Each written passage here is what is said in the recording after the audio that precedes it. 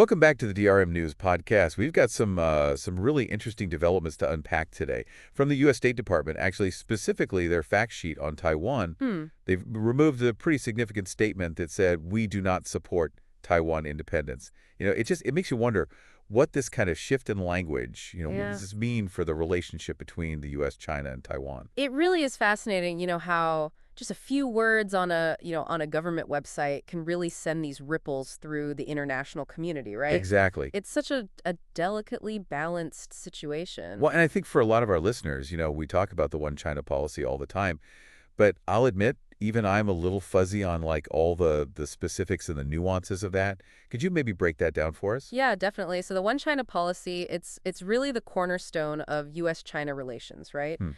And essentially what it means is that the US acknowledges Beijing's position that Taiwan is a part of China. Mm-hmm.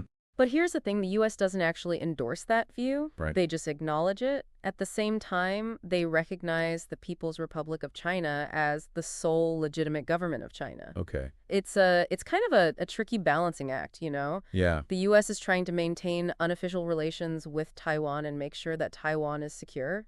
So removing that phrase, "we do not support Taiwan independence," does that actually change the U.S.'s official stance at all? Not really, no. The U.S. is still kind of walking this tightrope. Yeah. The wording change doesn't mean they now formally recognize Taiwan as separate from Beijing, but it does, it leaves some room for interpretation. Yeah, it's interesting, too, because there's also some added language about Taiwan's participation in international organizations. Right. The fact sheet now says, "where applicable," instead of "where statehood is not a requirement." That seems like a pretty big deal.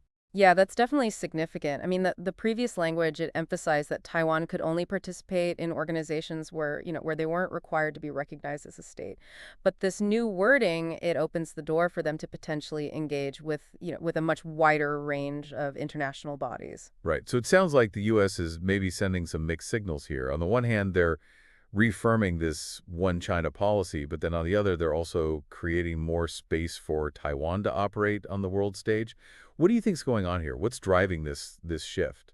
That's a great question. I think it's, there are probably a few factors at play here. Yeah. Some analysts believe that this reflects a growing concern in the U.S. about China's stance towards Taiwan. Mm-hmm. China has become increasingly assertive, and so this could be a way for the U.S. to kind of bolster Taiwan's position without, directly challenging Beijing.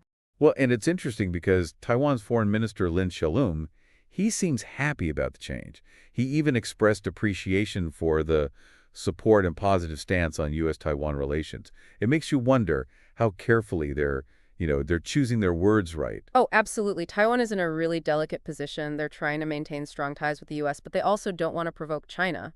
Their response has been pretty measured so far, Mm-hmm. which suggests that they're trying to be very strategic in how they navigate this situation. I mean, and then on the flip side, you have China, whose reaction has been anything but measured. Oh, yeah, definitely not measured. Right. China has come out with a very strong rebuke, Yeah. calling the change a seriously erroneous message and saying that it encourages, separatist forces in Taiwan. It's clear that they see this as a direct challenge to their sovereignty and a potential threat to regional stability.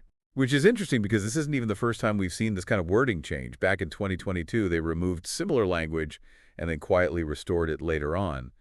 What do you make of that inconsistency? That's a good point. It definitely raises some questions about what the U.S.'s long-term strategy is here. Yeah. Some people believe that the U.S. is being intentionally ambiguous. They're keeping China and Taiwan guessing about their true intentions. Mm. Others think it might just reflect, some internal debates within the U.S. government about how to approach this issue. Yeah. It's a really complicated situation. It is. It really is like a high-stakes poker game. Right. Each side is, trying to read the other and figure out their next move. Yeah. But, it's important to remember this isn't happening in a vacuum. We need to consider the broader geopolitical context, too. Well, that's what I was going to say. Like, what about the recent sailing of those two U.S. Navy ships through the Taiwan Strait? That definitely felt like a pretty strong message. It did. A lot of people saw that as a clear sign that the U.S. is committed to freedom of navigation in the region, Mm-hmm. which also implicitly signals their commitment to Taiwan's security. Right. But of course, it angered Beijing. They saw it as a provocation. Well, it seems like almost anything either side does is seen as a provocation by the other.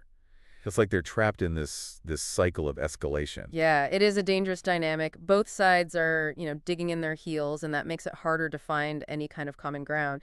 And then you have the influence of some key figures in the current U.S. administration. You're talking about the China hawks, right? Exactly. The people who favor a more confrontational approach with China, Okay. like Secretary of State Marco Rubio, he's got a long history of advocating for stronger ties with Taiwan and taking a hard line against China. Right. I mean, Rubio has been so critical of China's human rights record, he even sponsored legislation to speed up arms sales to Taiwan. That's not exactly, a recipe for diplomacy. Well, diplomacy takes many forms. Some people might argue that, sometimes you need to show some strength to deter aggression. Right. Others think it's just needlessly poking the bear. It really depends on your perspective. Yeah, for sure. So we've got this, seemingly minor wording change on a website. Then you have these rising tensions in the Taiwan Strait. And then on top of all of that, you have this more assertive U.S. administration. What do you think the fallout from all this is going to be? That's the million-dollar question, isn't it? And to be honest, it's impossible to say for sure. Yeah. There are just too many moving parts and potential flashpoints. But here's what we can consider. China could respond with more military activity around Taiwan. Okay. We might see more aggressive air and naval exercises, maybe even cyber attacks or economic sanctions. And how would the U.S. react to that? Would they escalate further or try to, de-escalate the situation? It's hard to say. It really depends on a lot of factors like domestic politics, how much of a threat they perceive from China, the potential consequences of their actions. It's a really complex calculation. It feels like we're teetering on the edge of something really significant. Like even a small event could set off a much larger conflict. And it's important to remember that, Taiwan isn't just a pawn in all of this. They have their own interests, their own people who would be the ones to suffer if there was a conflict. Right. It's fascinating to watch how Taiwan is responding to all of this. They're celebrating this, subtle change from the U.S., but they're also trying to maintain this delicate balance with China. It's a tough spot to be in. Oh, definitely. They're walking a tightrope, trying to maintain their autonomy and security without triggering a reaction that could have devastating consequences. It's a situation that requires, very careful analysis and nuanced understanding. It feels like we're at a crossroads with all of this, doesn't it? With the U.S., China, and Taiwan, I mean, one path leads to, cooperation and stability, and the other path is much darker, more tension, maybe even conflict. Yeah, it's a pivotal moment for sure. And it's amazing how such a small change on a website can have such huge ripple effects. It really shows how fragile things are right now geopolitically. So what could we be watching for in the next few weeks or months? What would be some signs that things are moving in a good direction? And what are the red flags that we should be worried about? Well, diplomatically, if the U.S. and China start talking again, at a high level, that would be a good sign Okay. because dialogue is so important for reducing tensions and finding common ground. But if either side starts flexing its muscles militarily, that's a bad sign. Mm-hmm.